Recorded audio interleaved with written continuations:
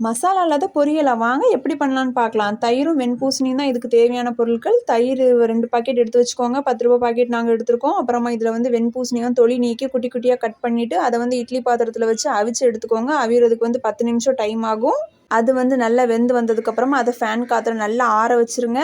ஆற வச்சதுக்கப்புறம் தான் நம்ம என்ன பண்ண போறோம்னா, இத தயிர் கூட வந்து நம்ம மிக்ஸ் பண்ண போறோம். தயிர வந்து எப்பவுமே வந்து சூடா இருக்கிற எந்த ஒரு பொருள் கூடயும் மிக்ஸ் பண்ணாதீங்க. ஆற வச்சு மிக்ஸ் பண்ணுங்க. கலந்து உப்பு சேர்த்து நல்லா கலந்து வச்சுருங்க அத.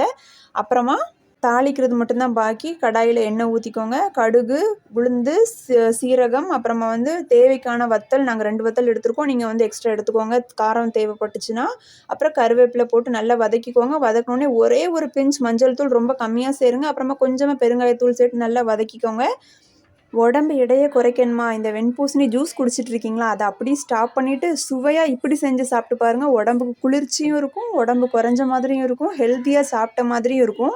தாளிப்பு ரெடி ஆயிருச்சு. இனிமே அடுப்ப ஆஃப் பண்ணிட்டு, நீங்க வந்து அந்த தயிர் கலந்து வச்சிருக்கிறத உள்ள ஊத்தி நல்லா மிக்ஸ் பண்ணுங்க. நமக்கு வந்து இந்த வெண்பூசணி பச்சடி ரெடி ஆயிருச்சு. இத வந்து வெறும் சாதத்து கூட வச்சு கூட நீங்க மிக்ஸ் பண்ணி சாப்பிடலாம். எப்படி இருக்குன்னு செஞ்சு பார்த்துட்டு கமெண்ட் பண்ணுங்க. இன்கிரீடியன்ட்ஸ் வந்து கமெண்ட்ல பின் பண்ணியிருக்கோம்.